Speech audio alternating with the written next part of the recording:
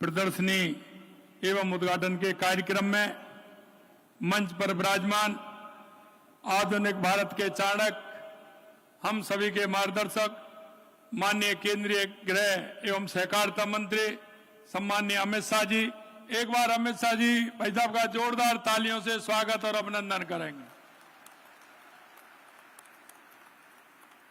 आज के इस कार्यक्रम में मुख्य न्यायाधिपति राजस्थान उच्च न्यायालय जस्टिस संजीव प्रकाश शर्मा जी, हमारे पार्टी के प्रदेश अध्यक्ष सम्माननीय मदन राठौड़ जी, उप मुख्यमंत्री श्रीमती दिया कुमारी जी, दूसरे उप मुख्यमंत्री प्रेमचंद बैरवा जी, विधि मंत्री जोगाराम पटेल जी, केंद्रीय गृह सचिव गोविंद मोहन जी, मुख्य सचिव सुधांशु पंत जी, महानिदेशक पुलिस राजीव शर्मा जी, निदेशक राष्ट्रीय अपराध रिकॉर्ड ब्यूरो आलोक रंजन जी, मेरे सामने बैठे सभी अधिकारीगण, सभी हमारे कैबिनेट के साथीगण, सभी इस कार्यक्रम में आए हमारे एडवोकेट्स एवं इस कार्यक्रम से जुड़े सभी कर्मचारी, अधिकारी, भाई और बहनों, सबसे पहले मैं आप सभी का स्वागत करता हूं, अभिनंदन करता हूं, आप सभी को मैं नमस्कार करता हूं।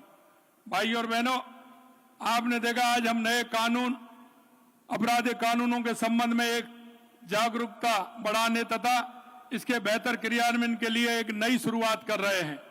ये नए कानून स्वतंत्र भारत के न्याय तंत्र में एक क्रांतिकारी परिवर्तन का प्रतीक है और इस पूरा श्रेय इसका माननीय प्रधानमंत्री नरेंद्र मोदी जी और माननीय आदरणीय केंद्रीय गृह एवं सहकारिता मंत्री अमित शाह जी को जाता है।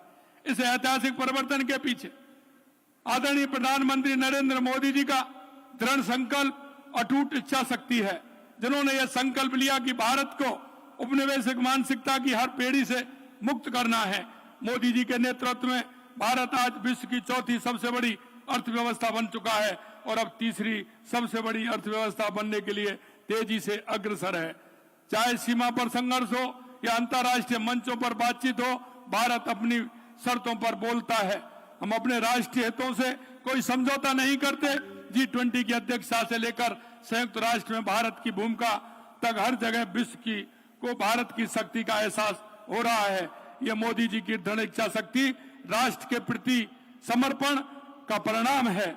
आज जो ऐतिहासिक कार्य हम देख रहे हैं, उसके पीछे माननीय गृह मंत्री श्री अमित शाह जी की अथक मेहनत और दूरदर्शिता है।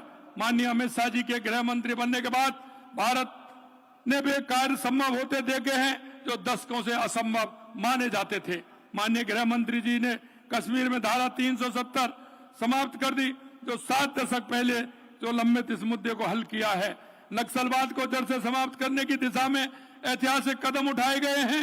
सहकारिता मंत्री के रूप में आपने स्वतंत्र मंत्रालय स्थापित कर देश के किसानों को, मजदूरों को सशक्तिकरण को नई दिशा देने का काम किया है। भारतीय न्याय संहिता, भारतीय नागरिक सुरक्षा संहिता और भारतीय साक्ष्य अधिनियम, ये तीनों नए कानून स्वतंत्र भारत के इतिहास में एक क्रांतिकारी कदम है।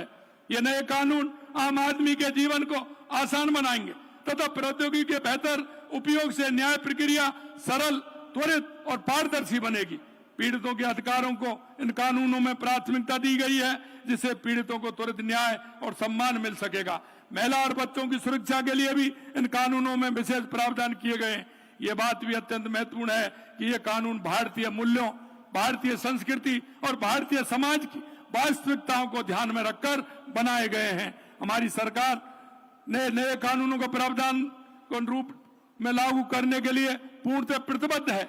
हमने पुलिस विभाग, न्याय अधिकारियों और प्रशासनिक तंत्र को नए कानून का व्यापक प्रशिक्षण देने की व्यवस्था की है। राज्य के सभी जिलों में जागरूकता अभियान चलाए जा रहे हैं। Anti gangster task force, anti narcotics task force का गठन किया गया है। पिछले 2 वर्षों में हमने राजस्थान की पुलिस व्यवस्था को आधुनिक और सशक्त बनाने के लिए कई क्रांतिकारी कदम उठाए हैं। 22 नए पुलिस थाने बनाए गए हैं। 35 नई पुलिस चौकियां खोलने की स्वीकृति दी जा चुकी है। 65 एंटी और रोमियो स्क्वाड, 3 महिला बटालियन, पद्मिनी, कालीबाई, अमृता देवी और महिलाओं और बच्चियों की सुरक्षा के लिए राज्य में 500 काल का पेट्रोलिंग यूनिट बनाई गई है। ये सभी थानों के अपराधिकों का आपराधिक रिकॉर्ड कंप्यूटर कर दिया गया है। गिरफ्तार व्यक्तियों, गुमशुदा लोगों की सूची राजस्थान पुलिस वेब पोर्टल पर उपलब्ध कराई जा रही है। क्षेत्रीय विधि विज्ञान प्रयोगशाला FSL को मजबूत किया गया है। प्रदेश में कानून का राज स्थापित करना, अपराधियों पर कड़ा प्रहार करना हमारी सर्वोच्च प्राथमिकता शामिल है।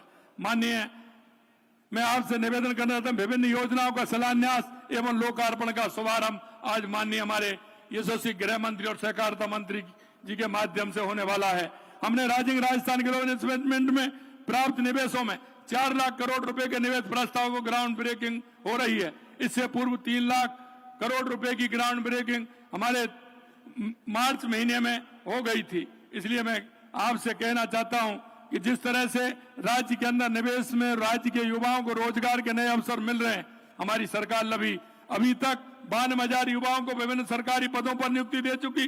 1,54,000 की प्रक्रिया प्रकादीन है। 9,300 करोड़ रुपए से अधिक विभिन्न विकास कार्यों का शिलान्यास और लोकार्पण आज किया जा रहा है। ये राज्य की बुनियादी ढांचे को मजबूत करेंगे। ये भी हर्ष का विषय है कि 47,000 विद्यार्थियों को यूनिफॉर्म के लिए 260 करोड़ रुपए की राशि का हस्तांतरण किया जा रहा है। साथ ही दुग्ध उत्पादकों की दूध सब्सिडी के 364 करोड़ रुपए की राशि का हस्तांतरण किया जा रहा है। 150 यूनिट मुफ्त बिजली योजना के तहत रजिस्ट्रेशन भी आज शुभारंभ हो रहे हैं, जिससे गरीबों को राहत मिलेगी। मैं आपसे इतना ही कहना चाहता हूं, हमारे राजस्थान की सरकार लगातार इस क्षेत्र में काम कर रही है। चाहे पानी हो, बिजली हो, रोजगार हो, लगातार किसानों के हित के लिए, गरीब के हित के लिए, युवाओं के हित के लिए, मजदूर के हित के लिए काम कर रही है। माननीय प्रधानमंत्री जी के नेतृत्व में गृह मंत्री जी श्री अमित शाह जी के कुशल मार्गदर्शन में आपके सहयोग से हम विकसित राजस्थान के लक्ष्य को प्राप्त करेंगे। मैं माननीय गृह मंत्री जी अमित शाह जी का आभार व्यक्त करता हूं कि वे राजस्थान में पधारे और इस कार्यक्रम को अपनी गरिमा में उपस्थिति सुशोभित किया। आइए हम सब मिलकर संकल्प लें, हम एक सशक्त, समृद्ध और न्यायपूर्ण विकसित राजस्थान, विकसित भारत का निर्माण करें। आप सभी को बहुत बहुत धन्यवाद। जय हिंद, जय भारत, जय राजस्थान।